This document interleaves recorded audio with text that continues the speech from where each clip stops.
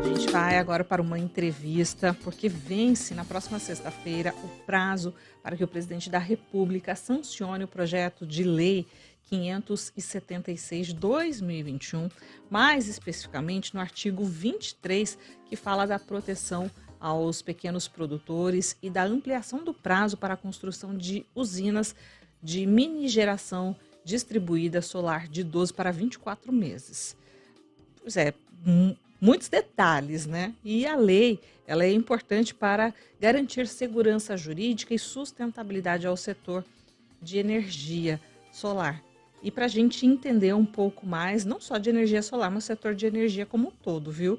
E para falar sobre esse assunto, para a gente entender os detalhes destas implicações aí que podem ser criadas caso esse projeto não seja sancionado, nós vamos conversar com o presidente do Movimento Solar Livre, o Everton Martins, a quem a gente agradece a gentileza de nos atender. Um bom dia, seja muito bem-vindo à CBN Campo Grande. Bom dia, obrigado pelo convite. Everton, vamos entender então o que está em jogo de fato, né? A gente trouxe aí alguns detalhes, mas o que está em jogo aí caso esse projeto de lei não seja sancionado até a próxima sexta-feira?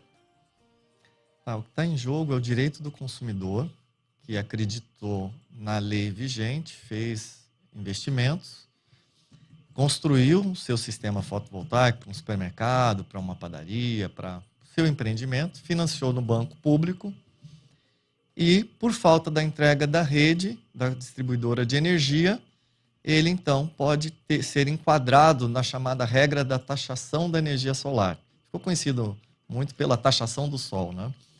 E só que ele fez isso e foi aprovado com a distribuidora de energia no período onde ele tinha esse direito garantido até 2045. Mas pela falta da rede elétrica, não foi injetada energia na rede em até 12 meses, que estava previsto na lei vigente, mas não por culpa dele, afinal de contas, não se consegue injetar energia para o Wi-Fi, né? Precisa da rede, né? E aí vence então esse prejuízo para o consumidor. Bom, a quem cabe, então, essa responsabilidade de fazer a conexão com a rede? Ela é única e exclusiva da concessão do serviço público de energia. Isso no Brasil inteiro, não é só o caso aqui do Mato Grosso do Sul, mas no Brasil inteiro existem as concessões públicas do serviço público de energia e essas empresas, muitas delas privadas, multinacionais, têm essa responsabilidade de entregar o ponto de conexão ao consumidor. Uma vez o projeto contratado e solicitada essa conexão à concessionária, não tem um prazo para que isso seja feito? Sim, existem prazos regulatórios previstos na Resolução 1000 da ANEEL e que muitas vezes as distribuidoras não cumprem esse prazo. Prazo para ela emitir o contrato junto ao consumidor. Qual é o prazo, Everton? Hoje você tem prazos nesse projeto de 120 dias, em até 120 dias ela entregar todo esse imbróglio ser resolvido, mas muitas vezes isso não é cumprido e é o que acaba ocasionando atraso. Uhum. E não é cumprido sob qual justificativa? Tem N justificativas que muitas vezes não tem nem justificativa e nem resposta. Então, vale ressaltar que são projetos que já foram aprovados pela distribuidora, pela sua área de engenharia, pelo seu corpo técnico. E aí nós estamos falando de trâmites burocráticos no primeiro momento, que são o próprio contrato de uso do sistema de distribuição, conhecido como CUSD, e posteriormente, quando ele é eventualmente assinado entre as partes, a concessionária não entrega a rede de energia. E aí o consumidor não consegue injetar essa energia na rede em até 12 meses, que é o previsto na Lei 14.300. E nesse sentido, né, como fazer valer o seu direito? Afinal de contas, a gente está falando de uma prestação de serviço e de um direito do consumidor. Como que o consumidor ele deve agir, então, diante de uma situação como essa?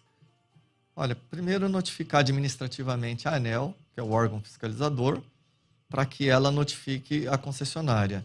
E o segundo ponto é buscar o judiciário, uma vez que se trata, a grande maioria desses projetos, de pessoa jurídica. Então, não cabe aí o acesso ao PROCON, mas ele buscar o judiciário aí para estar tratando. Então, esse processo seria um processo na Justiça Comum? Justiça Comum muito moroso nesse momento, por isso daí o projeto de lei PL 576, para trazer luz sobre essa lacuna que ficou, em que o consumidor não conseguiu, ele cumpriu o prazo, ele fez o sistema dele, ele instalou no prazo, ele avisou a concessionária que estava pronta, mas não tinha rede. E a lei diz, olha, você tem que injetar energia em até 12 meses.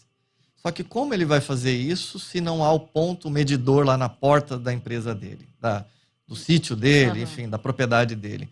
Então ficou essa lacuna. A concessionária, por sua vez, quando entrega essa rede no mês 18, por exemplo, ela diz, olha, você vai ser enquadrado na regra nova com taxação da rede. Mas ele fez essa obra antes, estava pronto esperando a rede. Esse é o grande ponto. Mas ainda assim, ainda que este projeto, né, aguardando aí sanção, se esse projeto não for sancionado, ou se ele for sancionado, fica um período aí de consumidores que já tinham projetos aprovados. Como é que isso vai se dar na prática? A concessionária, mesmo com atraso de rede, ela entregando fora do prazo que ela tem regulatório, porque, claro, ela vai entregar depois do prazo e cabe ao consumidor entrar com ação de lucro cessante e ele vai conseguir o ressarcimento. Mas a grande preocupação é ele não ficar na regra nova da chamada taxação do sol, né? Ele vai conseguir ser indenizado por lucro cessante, porque a concessionária não cumpriu, isso está tudo previsto em regulamentação. Então, ele vai ter que procurar isso. A lei sendo aprovada, ele deixa mais claro que em até 24 meses, mesmo sem injetar energia, ele fica na regra antiga. Ele não é penalizado. Não é penalizado. Porque hoje, olha que estranho, quem cumpriu o prazo, quem fez dentro do prazo correto, ele é castigado e é colocado uma taxação nele. Mas ele cumpriu a parte dele. Como se ele é que não tivesse cumprido, né? Como Mas se ele cumpriu. Ele cumpriu. Quem não cumpriu foi a concessionária de energia, que o consumidor não pode pegar um caminhão e colocar um poste, fazer uma rede por conta própria, sem a devida participação da concessionária de energia. A gente tem acompanhado também esse processo de evolução aí no que diz respeito às mini geradoras, né? Como cada um desses consumidores que estão passando a colocar as suas placas solares nas residências, nos empreendimentos, né? E a questão de criar-se um ambiente para que este consumidor faça a própria utilização sem precisar da rede. Tem alguma previsão disso ou não? É sempre com a vinculação à rede? Tem sim. É uma tendência de mercado, já para empresas de médio até grande porte. O que acontece? O consumidor ele está muitas vezes cansado dessa dificuldade da prestação de serviço. Então, ele acaba tendo prejuízos, faturas equivocadas, e ele tem um grande trabalho para ficar interagindo junto à concessão de serviço público de energia. Isso eu estou falando nível Brasil, né? Em todos os estados. Então, quando ele consegue ter uma autonomia energética, uma independência, ele vê um caminho, mesmo tendo o desencaixe no primeiro momento, mas ele fala, eu vou diminuir minha exposição ao risco de eventuais faturas equivocadas, que aí eu não tenho previsibilidade, né? Tem que pagar algo que muitas vezes está errado, tem que procurar justiça, enfim. Então ele vai gradativamente migrando para isso. A Austrália é um país que já avançou muito nessa autonomia, onde o consumidor coloca até com baterias armazenamento de energia, principalmente em residências. Aqui no Mato Grosso do Sul, a gente vê que as empresas, sejam elas que estão buscando ir para o chamado mercado livre de energia, ou as que já estão no próprio mercado livre, ou as empresas que estão no chamado Grupo A, que tem um grande consumo energético ligado à concessionária local, eles vão colocar uma parte da geração solar sem injetar na rede. Então ele cobre o telhado, não injeta nada na rede para não cair nesse imbróglio regulatório, mas ele diminui essa compra, essa dependência energética. É uma tendência a isso. Você acha que isso é um futuro próximo? Tem uma possibilidade de expectativa de que isso se já realize? É uma realidade, a gente já tem trabalhado isso até na associação, no Brasil inteiro, já há empresas fazendo isso. Aqui no Mato Grosso do Sul também, onde empresa, seja ela que está comprando energia no Mercado Livre ou da própria concessionária, ela coloca uma parte da geração para consumo durante o dia. Então, tem empresas que trabalham só no horário comercial, que ela já cobre ali 80% praticamente do seu consumo vindo da energia que ela mesma produz. Dessa autonomia, né? E ela não injeta nada na rede. Então, vale ressaltar que ela não fica subordinada a esse regulatório que tem aí uma certa taxação. Mas em termos percentuais, a gente está falando de que número? Qual é o percentual que hoje já consegue essa autonomia? 80%. Vai do perfil de negócio. Então, por exemplo, a rádio aqui, se ela trabalha somente... Não, eu digo da quantidade de consumidores que hoje estão interligados à rede e daqueles que já conseguem... A sua grande maioria é interligada à rede. Isso é o começo agora, como você disse, é o começo, né? Então, é um número muito pequeno, não tem relevância. Mas esse ano a tendência é explodir esse número. Everton, a gente está falando também ainda, né, de direito do consumidor e muitas vezes as pessoas, né, os consumidores, para que eles investissem nessa construção aí da sua mini geração, precisaram fazer contratos, outros, né, muitas vezes até financiamentos. Né, e é um reflexo disso para o consumidor. Que tipo de prejuízo? As pessoas têm relatado isso também? Como é que você tem acompanhado esse tipo de situação? Tem causado um prejuízo muito grande para o consumidor que está pagando a parcela do banco e não tem a economia para ajudar ele a pagar, e também para a empresa instaladora, que ela acaba sendo procurada pelo consumidor, só que ela não tem poder regulatório de resolver essa questão. Ela presta o serviço, Ela né? instalou, ela fez o que tinha que fazer, entregou o sistema, mas a rede é responsabilidade única, exclusiva da concessão pública que aprovou o projeto. Né? Então, essas duas figuras hoje, o consumidor e a empresa instaladora, têm sofrido aí com essa questão. É uma situação que realmente ainda vai desenrolar e com muitos prejuízos ainda, pelo que você está trazendo, né, Everton? Mas o que é possível fazer e o que, de fato, o Movimento Solar Livre tem feito para tentar avançar cada vez mais nesse tipo de solução para o problema? Tanto no aspecto regulatório junto à ANEEL, a gente tem uma interação muito forte. Nossa sede é Brasília, apesar de eu ser um cidadão aqui de Campo Grande, morar no Mato Grosso do Sul, a nossa sede é em Brasília, a gente atua muito forte no parlamento e também junto ao governo federal. Esse texto ele foi articulado na Câmara dos Deputados, depois no Senado, aprovado, e agora está para a sanção presidencial. O que está se buscando é que o presidente da República não vete o artigo 23, porque ele é um projeto das eólicas offshore. Ele é de renovável eólica, é um outro assunto. Mas dentro do texto existem outras pautas. Uma dessas é o artigo 23, que estende o prazo para 24 meses, para que o consumidor fique na regra antiga. Claro que esse consumidor vai procurar a justiça para lucro cessante, uma vez que não teve cumprimento do prazo pela distribuidora. É natural fazer isso, mas que pelo menos ele fique dentro do critério da regra vigente na época que ele construiu, na época que o projeto foi aprovado. E vislumbrando ainda o futuro do investimento da energia solar, né? Afinal de contas, a gente tem falado tanto em sustentabilidade, em buscar uma geração de energia limpa, né? O que está em jogo em relação a esse tipo de regramento que vem aí com a taxação do sol?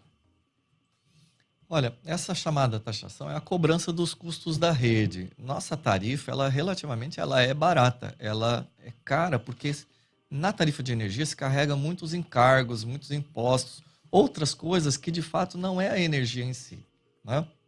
Então, quando o consumidor vê uma forma de produzir a própria energia e que ele também sai um pouco desse carregamento tributário, encargos setoriais e etc., ele vai procurar isso. A energia solar é a que mais vai crescer daqui para frente. Ela já cresceu muito, mas ela ainda tem muito por crescer e é a mais fácil e acessível. Mas esse tipo de taxação, ela não acaba desestimulando ou acaba enfraquecendo realmente a busca por esse tipo de alternativa de geração solar? Sem dúvida. De geração de energia? Sem dúvida. Esse trabalho que a gente busca crescer com as empresas instaladoras, os distribuidores de equipamento, porque, veja, geração de emprego e renda em mais de 5 mil municípios.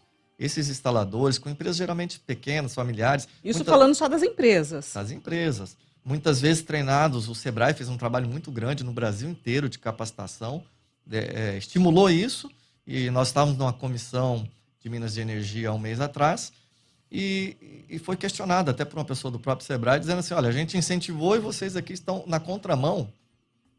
Né? Então, quer dizer, geração de emprego, renda e economia. Vale ressaltar que o consumidor, quando economiza, o dinheiro circula no município. Então, gera renda também em outras atividades econômicas. A gente busca agora reverter esse ponto da taxação para virar, de fato, um incentivo, seguindo aí as premissas da COP que foi discutido. É uma preocupação, né? Afinal de contas, os os usuários, tanto aqueles que já estão embarcados aí nesse tipo de mini geração de energia, mas também aqueles que ainda não aderiram ao serviço, de como é que fica isso para o futuro, né? Será que vai continuar interessante? E aí o impacto, como você disse, impacto econômico, né, em todo o setor. Continua assim, a fonte solar, por mais que tenha isso, ela teve uma queda de preço em razão de mercado internacional na China muito grande nos últimos 24 meses. Então, apesar da questão da cobrança da rede impactar, o custo caiu muito. Claro que para quem fez o investimento antes e já colheu os benefícios ou está colhendo, e vai colher até 2045 sem nenhum tipo de taxação, é importante as pessoas entenderem que hoje o preço é menor, mas está na regra que tem um custo de rede. Os sistemas antigos, o custo é zero. Então, mesmo quem, às vezes, mas eu paguei mais caro, podia ter pagado mais barato. Só que você tem um benefício até 2045. Ele vale muito mais, porque é muito tempo, né? Então, quando a pessoa põe na ponta do lápis, ela avalia que foi possível fazer atrás. Hoje, que o preço caiu, continua valendo a pena? Sim. Não tanto quanto era, porque imagine se tivesse o mesmo incentivo e com o preço mais baixo. Então, seria o melhor dos mundos, né? Everton, trazendo aqui também a tua experiência, você acredita que esse projeto vai ser sancionado ainda essa semana? Você acredita que tem tempo para isso? Sim, nós fizemos um trabalho junto, via ofício, com outras entidades representativas ao ministro de Minas e Energia. Estamos buscando que isso passe, porque vai na contramão de toda a política que o governo tem anunciado e tem dito. Então, a gente acredita, sim, que não será vetado esse artigo, porque lá tem artigos sobre carvão, incentivo a carvão. Então, se for de vetar alguma coisa, que não seja do solar do pequeno produtor rural, né? Nós estamos falando de pessoas que estão produzindo no campo e que estão lá aguardando essa rede para gerar economia na sua própria rede. Sem ser esse projeto, eu queria trazer um outro ponto sobre os residenciais, se me permite. Claro. O residencial esse ano, ele deve explodir a quantidade de projetos, porque uma resolução revisada da ANEEL no meio do ano de 2024 diz que a aprovação é automática para projetos de contas até em torno de R$1.000.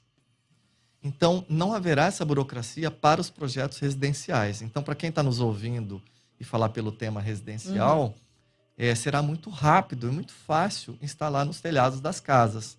Então, um dos mercados que deve explodir esse ano são os das residências, com ou sem bateria conectado na rede.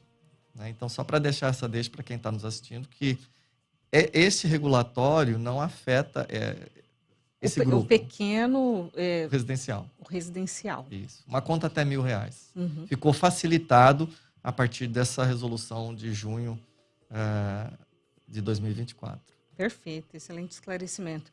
Everton, muito obrigado pela sua gentileza aqui com a Rádio CBN Campo Grande, pela elucidação, né, trazendo mais luz a esse assunto. E é claro que sexta-feira, então, esse dia tão esperado, e a gente aguarda aí essa atualização. Muito obrigada, viu? Obrigado, fica à disposição.